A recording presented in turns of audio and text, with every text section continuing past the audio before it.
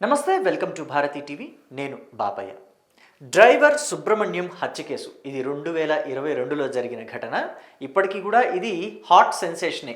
ఎంత సెన్సేషన్ అంటే అంత సెన్సేషన్. ఎందుకు ఇలాంటి హత్యలు చాలానే జరిగాయి కదా, మన భూప్రపంచం మీద ఎన్ని ఘటనలు జరగలేదు హత్యా ఘటనలు అని చెప్పేసి మీరు అనుకోవచ్చు. కానీ వాటన్నిటికీ ఇది చాలా భిన్నమైనది. ఎందుకని అని అంటే గనక, అనంతబాబు ఉన్నారు కదా, వైఎస్ఆర్ కాంగ్రెస్ పార్టీ నేత జగన్మోహన్ రెడ్డికి అత్యంత సన్నిహితుడు. అలాగే వైఎస్ఆర్ కాంగ్రెస్ పార్టీ నుంచి ప్రస్తుతం శాసన మండలిలో అంటే పెద్దల సభలో ప్రాతినిధ్యం వహిస్తున్న ఎమ్మెల్సీ ఆయన సుబ్రహ్మణ్యంని, దళిత యువకుడైన డ్రైవర్ సుబ్రహ్మణ్యంని అత్యంత దారుణంగా హత్య చేయటమే కాకుండా అతడి డెడ్ బాడీని అతడి ఇంటికే డోర్ డెలివరీ చేశాడు అనంతబాబు తన సొంత కారులో. ఇది అత్యంత సెన్సేషన్ న్యూస్ అనమాట అప్పట్లో. అంటే ఇప్పటి వరకు ఏ నిందితుడు కూడా హత్య చేసి ఆ డెడ్ బాడీని తీసుకువెళ్ళి డోర్ డెలివరీ చేయటం అనేది రాజకీయ చరిత్రలోనే లేదు. మిగతా వేరే ఎక్కడైనా ఉంటే ఉండుండొచ్చేమో, నార్మల్ జీవితాల్లో, నార్మల్ ప్రజా జీవితాల్లో ఉండుండొచ్చేమో, కానీ రాజకీయ చరిత్రలోనే రాజకీయ నాయకులు ఎవరూ కూడా అనంతబాబు స్టైల్లో హత్య చేసి దానిని, ఆ డెడ్ బాడీని డోర్ డెలివరీ చేయటం అనేది నాకు తెలిసి ఇదే ఫస్ట్ టైము. మీరెవరైనా ఇలాంటి ఘటనలు రాజకీయ నాయకులు చేసింది ఉంటే, మీకు తెలిసింది ఉంటే దయచేసి కమెంట్ బాక్స్లో చెప్పండి. ఎందుకంటే నేను కూడా నేర్చుకోవాలి కదా, నేను కూడా తెలుసుకోవాలి కదా ఇలాంటివి ఏమైనా జరిగాయని చెప్పేసి. సో ఇక చూసుకుంటే అనంతబాబు అప్పట్లో చేసిన సెన్సేషనల్ స్టేట్మెంట్ ఏంటంటే, ఈ హత్య నేనే చేశాను అని చెప్పేసి. సో ఈ క్రమంలోనే అతడికి జైలు శిక్ష కూడా పడింది. అయితే బెయిల్ మీద బయటకు వచ్చారు. ఈ కేసు ఇంకా కొనసాగుతూనే ఉంది.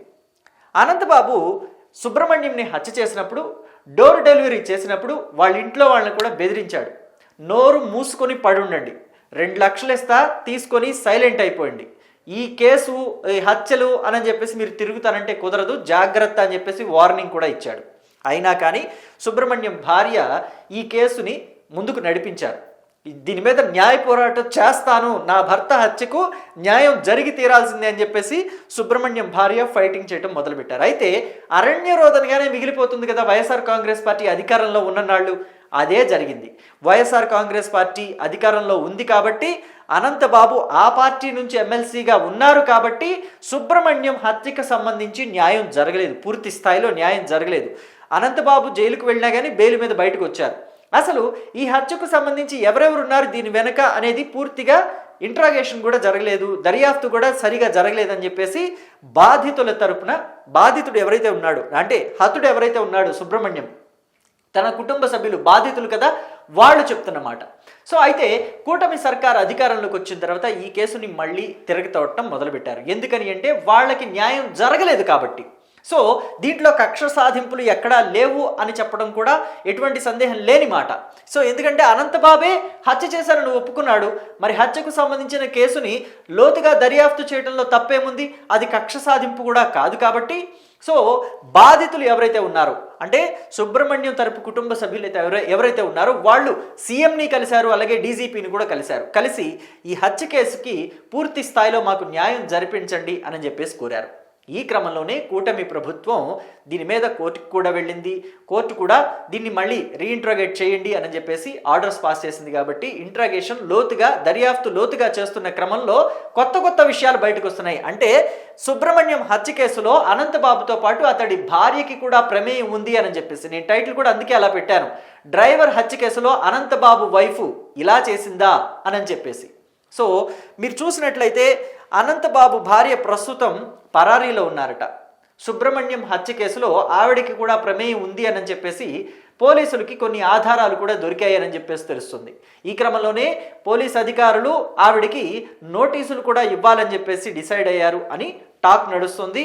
దీంతో ఆవిడ ముందస్తు బెయిల్ తెచ్చుకోవాలి అని చెప్పేసి ప్రస్తుతం అండర్ గ్రౌండ్లోకి వెళ్ళిపోయినట్టుగా సమాచారం కూడా అందుతుంది. సో అసలు ఏం జరిగింది ఏంటి అనే వివరాల్లోకి ఒక్కసారి మనం వెళ్ళే ప్రయత్నం చేద్దాం. వైసీపీ మాజీ ఎమ్మెల్సీ అనంతబాబు తన మాజీ డ్రైవర్ సుబ్రహ్మణ్యంను హత్య చేసిన కేసులో సంచలన నిజాలు ఒక్కొక్కటిగా వెలుగులోకి వస్తున్నాయి. ఈ కేసులో దర్యాప్తు చేస్తున్న సిట్ అనంతబాబు భార్య పాత్రపై సిట్ కీలక ఆధారాలు కోర్టుకు సమర్పించింది.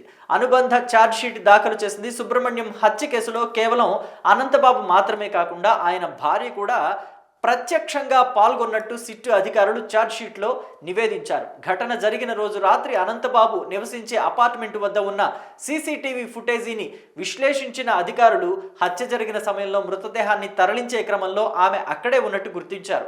ఈ మేరకు లభించిన దృశ్యాలను సిట్టు బృందం పకడ్బందీ ఆధారాలుగా కోర్టుకు సమర్పించింది. మనం ఇక్కడ ఒక విషయాన్ని గమనించవచ్చు. హత్య జరిగిన రోజు రాత్రి అనంతబాబు నివసించే అపార్ట్మెంట్ వద్ద ఉన్న సీసీటీవీ ఫుటేజీని విశ్లేషించిన అధికారులు అని చెప్పేసి. సో హత్య జరిగిన రోజు రాత్రి ఏం జరిగింది అని చెప్పేసి ఇప్పుడు సోషల్ మీడియాలో నడుస్తున్న టాక్ ఏంటో తెలుసా? హత్య జరిగిన రోజే అనంతబాబు బర్త్డే కూడా. ఆయన పుట్టినరోజు వేడుకల్ని వాళ్ళు ఒక అపార్ట్మెంట్లో జరుపుకుంటున్నారు అనంతబాబు ఫ్యామిలీ. ఈ క్రమంలోనే ఆ అపార్ట్మెంట్కి దగ్గరలోనే డ్రైవర్ సుబ్రహ్మణ్యం తన స్నేహితుడితో కలిసి మద్యం తాగుతున్నాడు అని చెప్పేసి తెలుసుకున్నారు అనంతబాబు అండ్ ఫ్యామిలీ. సో ఈ క్రమంలోనే వాళ్ళు వెళ్ళి ఆ హత్య చేసినట్టుగా కూడా సమాచారం. సో ఇక ఏం జరిగిందనేది చూద్దాం. అసలు ఎందుకు హత్య చేశారనేది ఇక్కడ మనకి ప్రధాన కారణంగా తెలుస్తుంది. సుబ్రహ్మణ్యం ఎమ్మెల్సీ అనంతబాబుతో పాటు ఆయన భార్య వద్ద డ్రైవర్గా పనిచేసేవారు. ఆయన హత్యకు గురి కావడానికి 3 నెలల ముందు ఉద్యోగం మానేశారు. అయితే అంతకుముందు 50,000 రూపాయలు అప్పు తీసుకున్నారు. ఎందుకంటే సుబ్రహ్మణ్యం పెళ్లి చేసుకోవాలని చెప్పేసి అనుకున్నాడు కాబట్టి 50,000 అప్పు తీసుకున్నాడు. జనరల్గా డ్రైవర్స్ కావచ్చు, వంట వాళ్ళు కావచ్చు, లేకపోతే పెద్ద పెద్ద రాజకీయ నాయకుల దగ్గర పనిచేసే వాళ్ళు ఎవరైనా కావచ్చు, వాళ్ళ పెళ్లిళ్ళ సమయంలోనో లేకపోతే ఇంట్లో ఏదైనా అవసరాలు ఉంటేనో ఇల్లు కట్టుకోవడానికో ఇలాగా అప్పు చేస్తూ ఉంటారు. వాళ్ళు కూడా అప్పు ఇస్తారు. ఇచ్చి నెమ్మదిగా జీతంలో కొంత కొంత కట్ చేసుకుంటూ వెళ్తారు. సో ఇలాగే వీళ్ళు కూడా అప్పిచ్చారు. సో తిరిగి చెల్లించాల్సి ఉంది. అనంతబాబు పుట్టినరోజున ఆ 20,000 కోసం అతన్ని ఇంటి నుంచి తీసుకొచ్చి హింసించారు. యాక్చువల్గా ఇంటి నుంచి తీసుకొచ్చారని చెప్పేసి కొన్ని వెబ్సైట్లో రాసింది. కొన్ని వెబ్సైట్లోనేమో అనంతబాబు అపార్ట్మెంట్కి దగ్గరలోనే సుబ్రహ్మణ్యం మద్యం సేవిస్తున్నాడు తన స్నేహితుడితో అని చెప్పేసి తెలుసుకున్న అనంతబాబు అక్కడికి వెళ్ళి మరీ హింసించాడని చెప్పేసి కొన్ని వెబ్సైట్ల ద్వారా తెలుస్తుంది. సో ఇక తన భార్యను కేసు నుంచే తప్పించడానికే తానొక్కడే ఈ హత్య చేశానని అప్పట్లో అనంతబాబు అంగీకరించాడు. గత ప్రభుత్వ హయాంలో ఈ కేసును కేవలం అనంతబాబు ఒక్కడే చేసిన హత్యగా చూపి విచారణను ముగించే ప్రయత్నం జరిగిందని సిట్టు భావిస్తోంది. కూటమి ప్రభుత్వం అధికారంలోకి వచ్చిన తర్వాత నియమించిన ప్రత్యేక దర్యాప్తు బృందం ఈ ఘటన వెనుక ఉన్న గన్మెన్లు, అనంతబాబు కుటుంబ సభ్యుల పాత్రపై లోతుగా ఆరా తీసింది. ముఖ్యంగా మృతదేహాన్ని బాధితుడి ఇంటికి చేర్చే ప్రక్రియలో ఎవరెవరు సహకరించారు అనే దానిపై శాస్త్రీయంగా ఆధారాలను సేకరించింది. డ్రైవర్ సుబ్రహ్మణ్యం హత్య కేసులో సిట్టు విచారణ వేగవంతం కావటం, తన ప్రమేయం కూడా బయటపడడంతో అనంతబాబు భార్య లక్ష్మీదుర్గ ప్రస్తుతం పరారీలో ఉన్నారు. హత్య జరిగిన రాత్రి అపార్ట్మెంట్ వద్ద ఉన్న ఆమె ఉన్నట్టుగా కూడా సీసీటీవీ దృశ్యాల ద్వారా స్పష్టమైంది. ఆధారాలు లభించడంతో విచారణకు హాజరు కావాలని పోలీసులు ఆమెకు నోటీసులు జారీ చేశారు. అయితే పోలీసుల నుంచి నోటీసులు అందినప్పటి నుంచి ఆమె ఆచూకీ లభించకపోవటం కేసులో మరిన్ని అనుమానాలకు తావిస్తోంది. సాక్ష్యాధారాలు తారుమారు లేదా నిందితులకు సహకరించిన కోణంలో ఆమె పాత్రపై లోతుగా విచారించాల్సి ఉండటంతో పోలీసులు ఆమె కోసం గాలింపు చర్యలు ముమ్మరం చేశారు. సో ఇక్కడ మనం ఒక విషయాన్ని గమనించాలి. అనంతబాబు డ్రైవర్ సుబ్రహ్మణ్యంని హత్య చేసినప్పుడు తన భార్య కూడా, అనంతబాబు భార్య కూడా ఆ హత్యకు సహకరించింది అని చెప్పేసి తెలుస్తోంది. అలాగే సీసీటీవీ కెమెరాల్లో కూడా ఆవిడ అక్కడ ఉన్నట్టుగా ఆవిడ కదలికల్ని బట్టి తెలుస్తుంది. సో ఇంకొక విషయం ఏంటంటే, ఈ హత్య కేసుకు సంబంధించి ఎవరైతే అప్పట్లో ఇన్వెస్టిగేషన్ చేశారో పోలీసు అధికారులు, వాళ్ళ మీద కూడా లోతుగా దర్యాప్తు జరపాలి.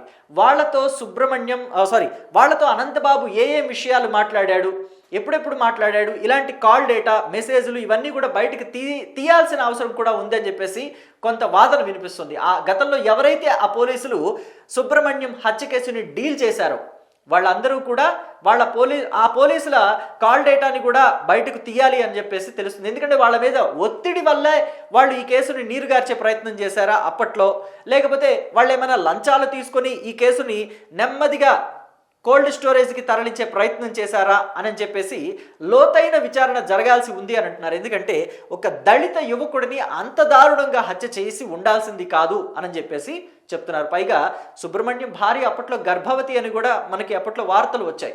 పెళ్ళైన కొత్తలోనే ఇలా ఇంత దారుణంగా హత్య చేయబడటం అనేది ఆ కుటుంబాన్ని ఎంత తీవ్రమైన విషాదంలోకి నెట్టివేసింది అనేది కూడా మనం ఇక్కడ అర్థం చేసుకోవాల్సి ఉంటుంది.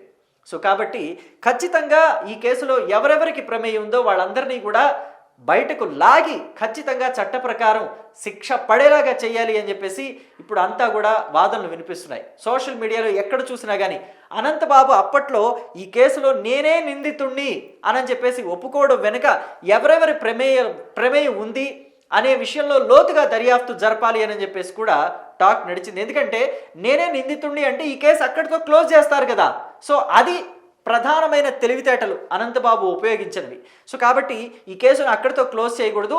ఎవరెవరికి ప్రమేయం ఉంది, అసలు హత్య చేయడానికి కేవలం 20,000 రూపాయల కోసం ఎవరైనా హత్య చేస్తారా? ఈ రోజుల్లో అంటే 2019 నుంచి 2024 మధ్య ఈ హత్య జరిగింది 2022లో. సో 2022లో 20,000 కోసం హత్య చేస్తారా? మరీ దారుణంగా అనిపించడం లేదా?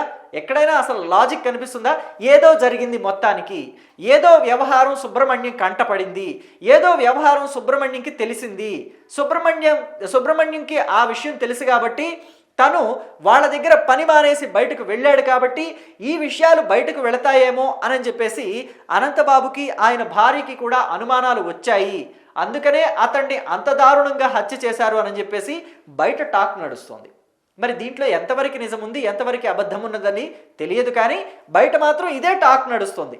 ఏదో తెలిసింది సుబ్రహ్మణ్యంకి, ఆ తెలిసిన విషయాన్ని సుబ్రహ్మణ్యంతోనే పూడ్చిపెట్టాలి, సో అందుకే అతన్ని అంత దారుణంగా హత్య చేశారు అని చెప్పేసి అప్పట్లో టాక్ నడిచింది.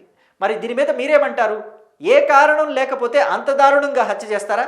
కేవలం 20,000 కోసం, కేవలం 20,000 కోసం. సుబ్రహ్మణ్యం తీసుకుందే 50,000, దాంట్లోంచి 30,000 తిరిగి ఇచ్చేశాడు. ఇంకో 20,000 తిరిగి ఇవ్వలేడు ఆ సుబ్రహ్మణ్యం. నెల 2,000 ఇచ్చేసినా 10 నెలల్లో తీరిపోతుంది, సంవత్సరం తిరగకుండా అప్పు తీరిపోతుంది కదా. సో ఎందుకని అంత దారుణంగా హత్య చేయాల్సి వచ్చింది? ఏదో కారణం ఉండే ఉంటుందని నాకు అనిపిస్తుంది. మరి మీకు అనిపిస్తుందా లేదా? మీరు కూడా కమెంట్ బాక్స్లో చెప్పండి. అలాగే ఈ కేసుని ఇంకా లోతుగా దర్యాప్తు చేయాల్సిన అవసరం ఉందని నేను అనుకుంటున్నాను. మీరు అనుకుంటున్నారా లేదా అనేది కూడా కమెంట్ బాక్స్లో చెప్పండి. అలాగే ఒక మనిషి పారిపోయింది, ఒక లేడీ పారిపోయింది అని అంటే ఆవిడ్ని పట్టుకోవటం కష్టమా, తేలికేనా? ఇప్పుడున్న టెక్నాలజీకి, పోలీసులకి అది అంత కష్టమైన పని అని మీరు అనుకుంటున్నారా? సో మీ అభిప్రాయాలన్నింటినీ కూడా కమెంట్ బాక్స్లో తెలియచేయండి. Thank you.